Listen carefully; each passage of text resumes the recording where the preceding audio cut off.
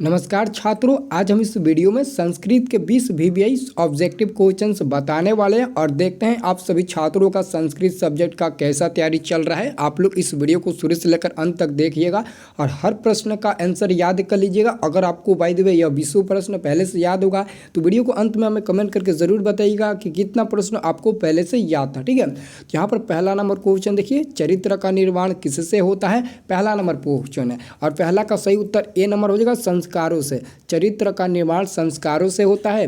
दूसरा नंबर प्रश्न है कि शैशव संस्कार कितने हैं। शैशव संस्कार 6 प्रकार के होते हैं और इस प्रकार मानव जीवन में टोटल 16 प्रकार के संस्कार पाए जाते हैं। आप लोग याद रखना, यह भी पूछा जाता है। ठीक है, अगला प्रश्न है कि अंत्येष्टि संस्कार कब होता है। तो यह मरने के बाद होता है। इसका भी आंसर ए नंबर ही हो जाएगा। ठीक है, अगला प्रश्न है कि संस्कृत साहित्य ग्रंथों में केशांत संस्कार का नामांतरण क्या है।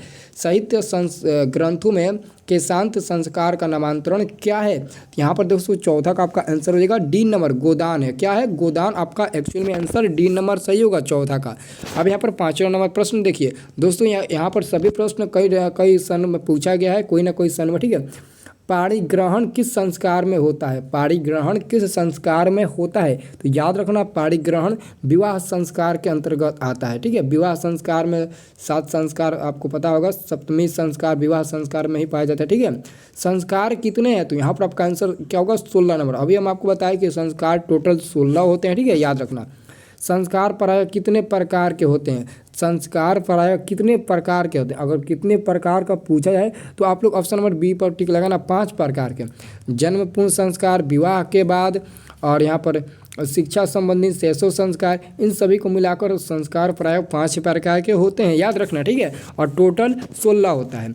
यहाँ पर 8 नंबर प्रश्न है कि जीवन के सभी मुख्य अवसरों पर किनका आशीर्वाद अपेक्षित था। तो यहाँ पर आपका 8 का सही उत्तर हो जाएगा डी नंबर। ठीक है, वरिष्ठों का। ठीक है, सप्तपदी क्रिया कस्मिन संस्कार विधेयति, तो यानी कि जो सप्तमी क्रिया होती है वो विवाह संस्कार के अंतर्गत होती है। इसका आंसर आप खुद ही बता सकते हैं, 9 का सी नंबर हो जाएगा।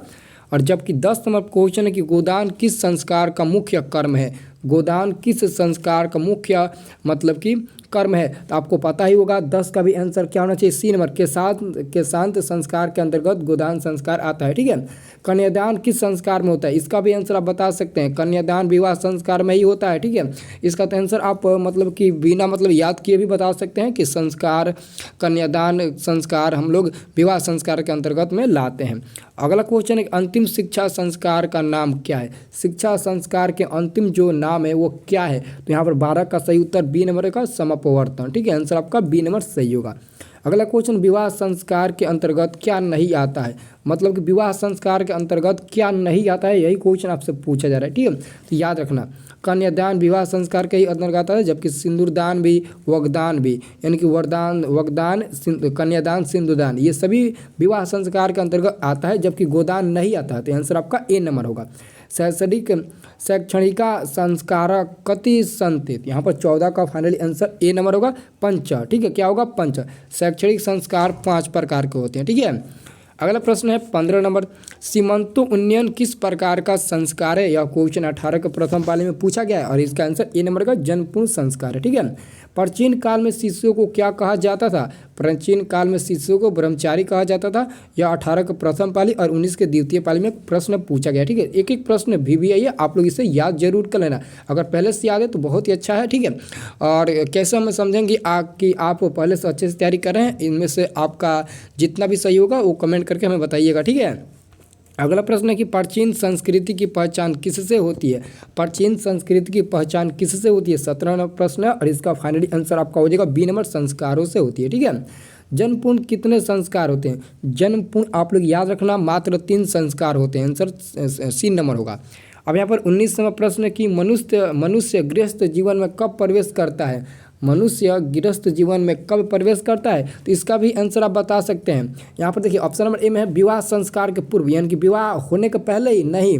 मनुष्य विवाह मतलब कि गृहस्थ जीवन में कब प्रवेश करता है, जब उसका विवाह संस्कार के साथ ही, जब उसका विवाह होता है उसके साथ ही मनुष्य गृहस्थ जीवन में प्रवेश कर मतलब कि कर देता है। ठीक है, और अंतिम प्रश्न कि भारतीय जीवन में किस काल से संस्कारों का महत्व चला आ रहा है। तो यहाँ पर 20 का फाइनली आंसर सी नंबर होगा, प्राचीन काल से ही। ठीक है, आंसर आपका सी नंबर हो जाए। ठीक है, अब आप लोग कमेंट करके बताइए कि इनमें से कितना प्रश्न आपको पहले से पता था। ठीक है, तभी हम आपको मतलब कि तभी हम समझ पाएंगे कि आपका तैयारी कैसा चल रहा है। ठीक है, यहाँ पर आपका कमेंट का रिप्लाई जरूर मिलेगा। अगर आप कमेंट करिएगा, जैसा कमेंट करेंगे वैसा कमेंट का रिप्लाई मिलेगा, जाकर देख लीजिएगा।